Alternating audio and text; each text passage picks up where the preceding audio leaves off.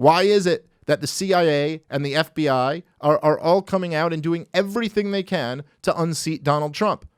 Now, you might have some problems with Donald Trump. I certainly have a lot. In many ways, I kind of want to see him unseated. Certainly, if it meant that someone better was gonna do the job. But it's kind of useful. It's instructive, if you want to understand what's going on here, to ask yourself, why were they trying to unseat Donald Trump? You know, so many people who suffer from what has been what's come to be known as Trump Derangement Syndrome, and that, listen, man, that is a real thing. Trump Derangement Syndrome is a real thing. I'm almost sure, unless you are in completely right-wing circles, living in a red state, and don't come across any left-wing people, there's no chance that you haven't come across this. Like, you know, people who hate Donald Trump so much that they can't see clearly. There's something about the guy that makes people so white-hot angry that nothing, I mean, like, no matter what he does, they wouldn't celebrate it. No matter how mild an offense is, they think it's the worst offense ever. I mean, the term literally Hitler didn't come from people making fun of left-wingers. That was something that people were actually calling Donald Trump literally Hitler. This was before he even became president. I mean, like tons of blue checkmark people, journalists, politicians, a million different, Hollywood, actors and producers and the like. They were comparing this guy to Adolf Hitler before he was sworn in. Do you not think that's a little bit, out of control?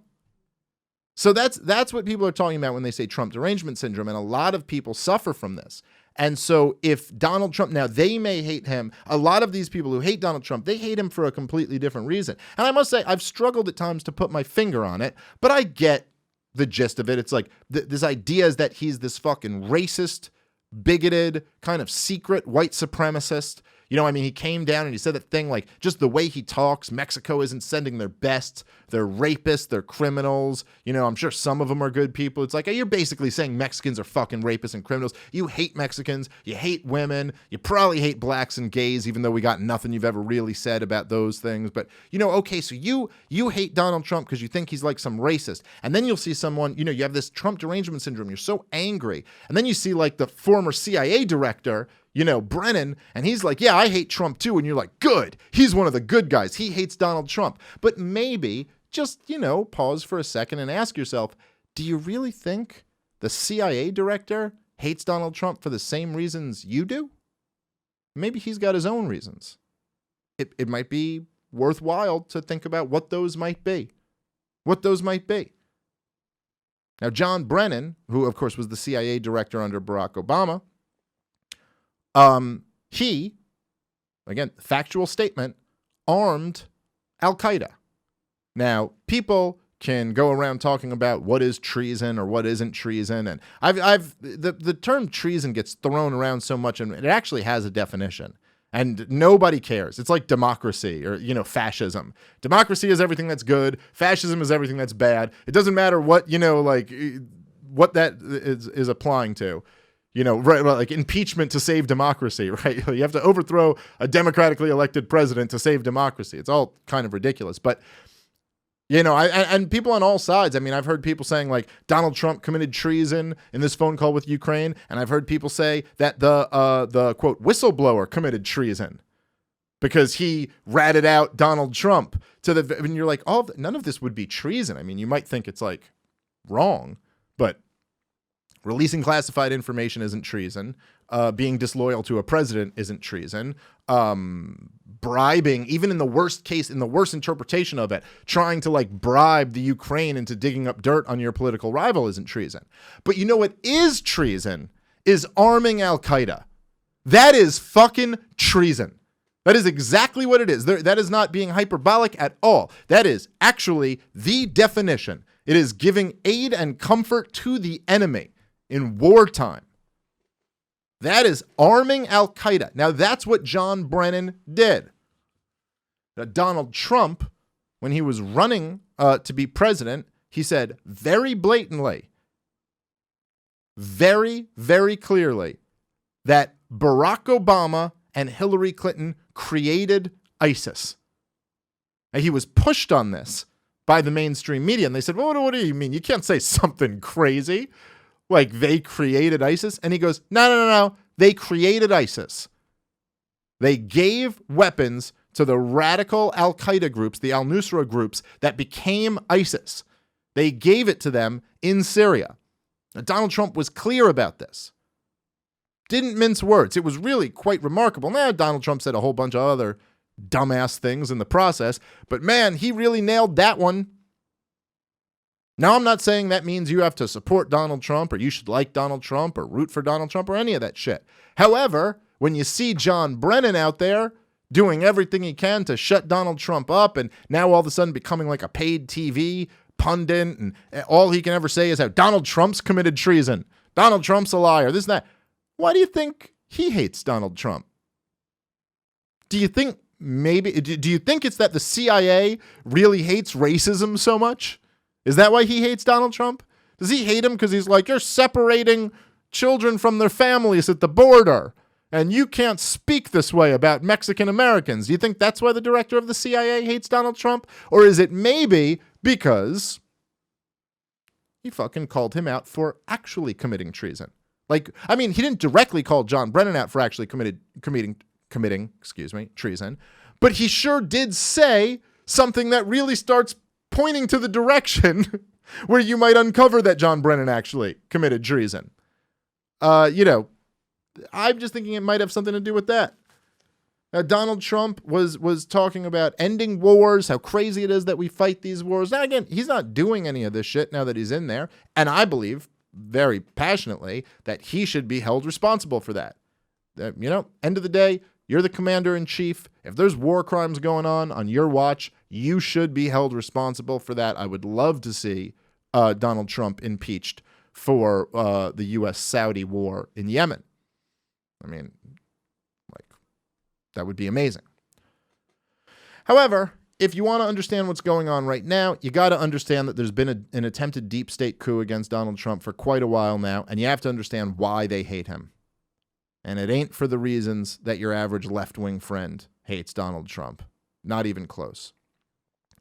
So what we know now is that this guy who's being called a whistleblower was a career CIA man.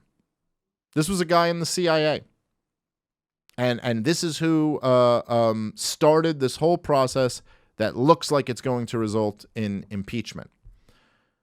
We also know that he did not have firsthand access to any to the phone call or the transcript.